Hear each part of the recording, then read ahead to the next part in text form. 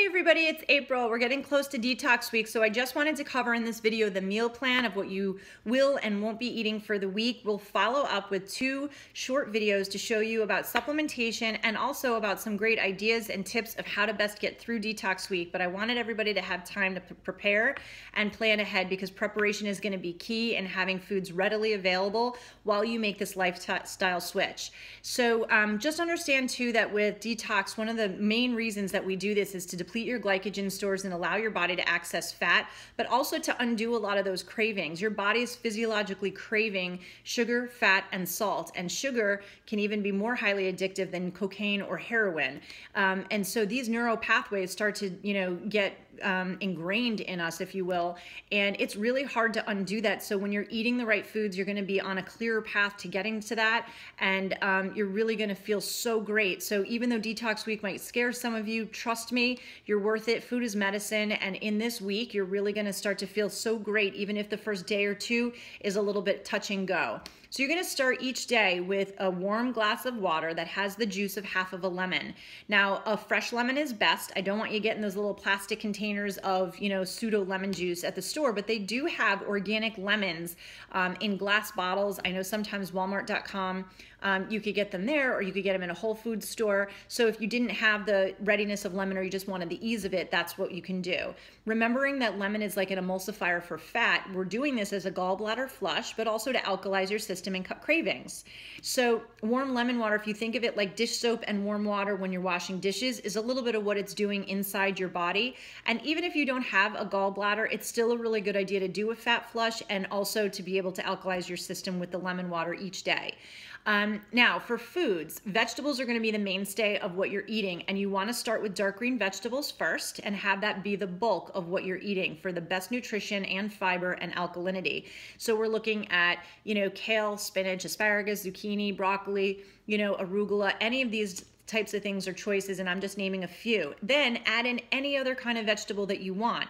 If you know you have an issue with nightshades like tomatoes and peppers, you might want to stay away from those this week. However, I'll cover that a little bit more in the tips, but every other vegetable is really on the table for this week.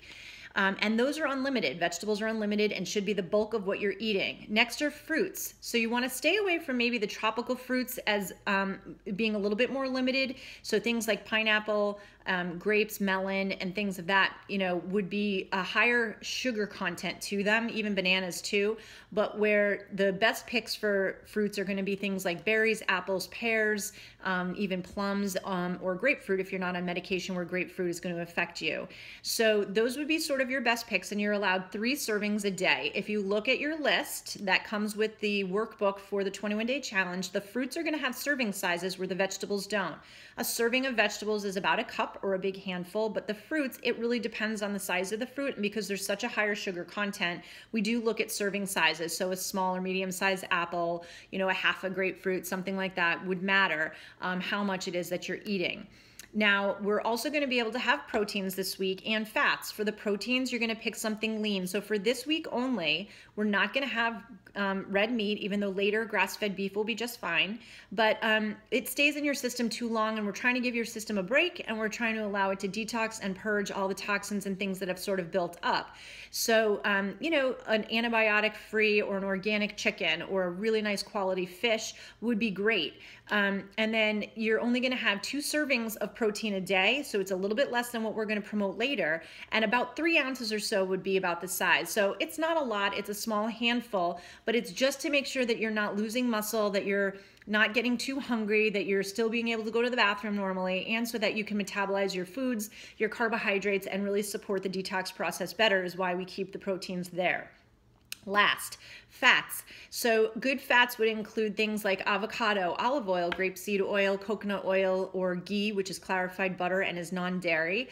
Grapeseed oil, avocado oil, I'm not sure if I said those, but those are all fine, and we're looking at about 2 servings a day. Fat doesn't make us fat, so if anything and you get hungry, a little extra vegetables, protein, and fat could be just fine to be able to get you through. Again, we'll talk about those tips in the next video. So what does that mean we're not eating? That means no grains. 0 grains, 0 alcohol, 0 dairy, beans, nuts, seeds, legumes. So there's none of that, no lentils, nothing like that on the table for this week. We're not saying they're unhealthy. They're just inflammatory, and they're going to definitely slow the process of our detox if we added them in. They can be very caustic to the GI system too, and we're really just wanting to give ourselves a break and alkalize our system. So in addition to that, there's no sweeteners, diet sodas, or things like that. And then the big one where everybody hates me when I say no coffee. That's what's optimal. I know people sometimes will choose and say, I can't go without coffee. I just prefer you change the wording. Don't say you can't, just say I choose to have coffee. And if you do, don't put the sugar, don't put the sweetener, and please switch to organic. Because there's a high mold and mildew content in addition to coffee being highly acidic, whether it's decaf or regular, if at least you go with an organic, you're gonna be doing something better for your system. But if you can go without, start weaning yourself right now from the caffeine or what it is that you're putting in it that's so sweet. People have really great results when they can wean off of that. Let's say you do decide to get off coffee and you do have a bit of a withdrawal headache. That's okay. You can always add maybe some green tea or kombucha that's caffeinated just to get rid of that twinge of headache so you don't have to take something like Advil or Tylenol.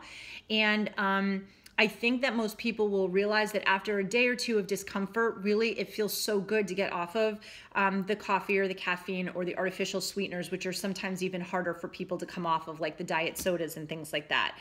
Post any of your questions or comments below and look for the next 2 videos where we give you a lot more tips and talk to you about how to utilize the supplements.